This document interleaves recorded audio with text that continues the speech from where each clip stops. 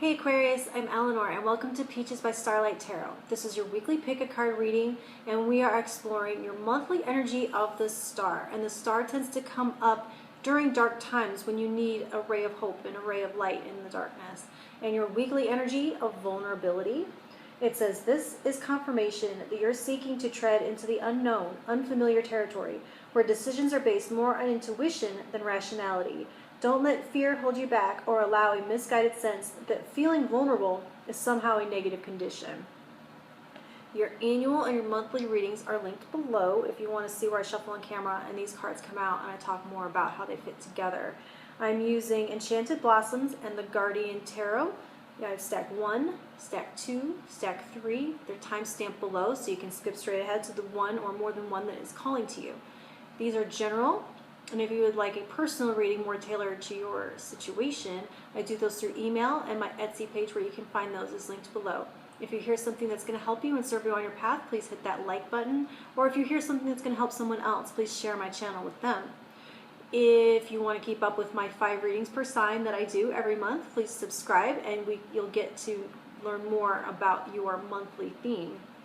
And if you have any questions, ask in the comments. Let's get started with stack 1. You have the Tower, 8 of Cups,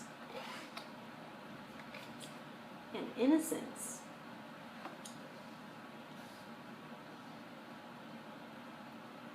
So innocence is very page-like energy, very childlike, wide-eyed, welcoming of the unknown. And so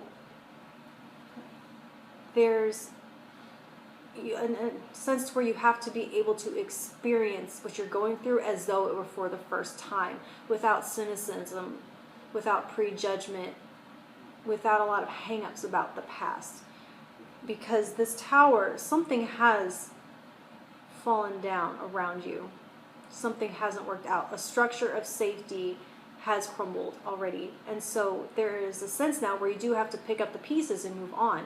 And in order to find the strength to do that, you are going to need to be able to enjoy the small miracles of what has been left. That if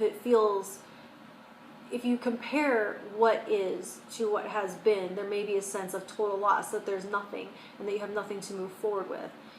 But if you think about it, what was life like before you were born? Well, then it was nothing. You have nothing to compare it to. So how do you take this past that's been torn down and eliminate that from this decision? It's not, you don't eliminate from your consciousness altogether like they did in Eternal Sunshine of the Spotless Mind.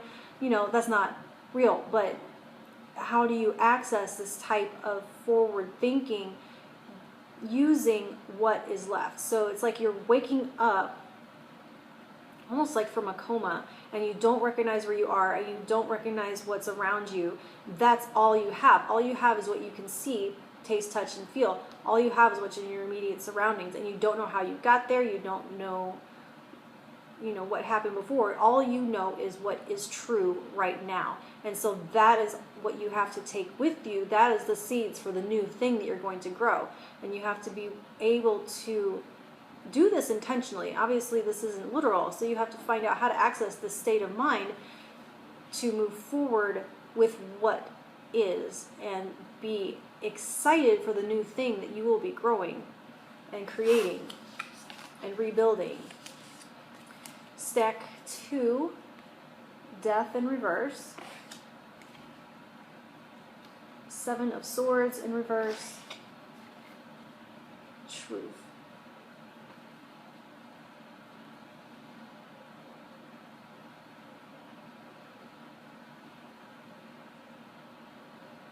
So what is true for you may have been changing and evolving over the course of your life. Your truth may be a fluid energy, which if you are learning and growing and taking on new knowledge and accepting that you can be wrong and adapting and evolving, your truth will change over the course of your life. So as long as at any moment, in any present moment, whatever that truth is, if you are firm in that and you are confident in that, then you are protected and you won't be as readily taken advantage of. Won't be as readily able to be called out or rocked. Like if someone is making fun of something that you are to someone else and you overhear it, if you are solid in who you are and you're sure of yourself and that doesn't bother you, that's that person's idiotic opinion.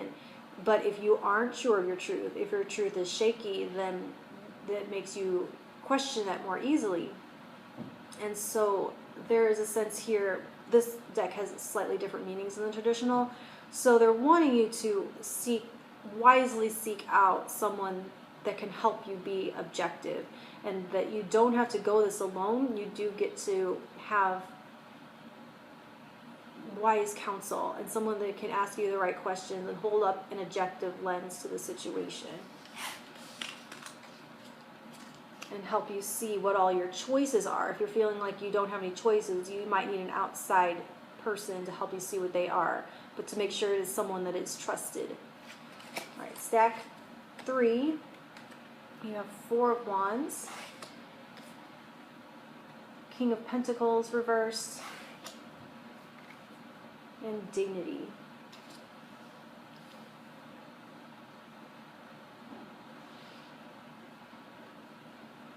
So every person upon birth has a right to their dignity, to self-respect, and to kindness. Where that right starts to diminish, where you start to lose that, is when you are denying it to others, right? So there's a sense to where disappointments due to unmet expectations are having you feel less than respected, or having you feel like your dignity has been compromised in some way. And so they're asking you here to connect with your heart center, with your source of love, where that doorway, that gateway where love flows in and out of existence, where the divine love flows into the world through you, that is permanent, that's protected, and that's where you have to find your sense of worthiness again. And I'm feeling guided to talk about sensitivity, and the way sensitivity can be used as a negative character judgment, like the snowflake, okay? So, and I've been called sensitive, and at first felt like that was an insult, and it was meant as an insult. And the more I thought about this, and I realized that there is such a thing as sensitivity training, like that is something that there's not enough of, and that's a positive influence in this world. I decided that I will never apologize for being sensitive, because being sensitive is why I care. Being sensitive is why I'm good at what I do. Being sensitive is what the world needs. And so never, never, never feel like you set a boundary around being disrespected because of someone else's inability to be sensitive, and so they will judge you around it. That's them. All right? Okay, Aquarius, I'll talk to you in a week. Thank you.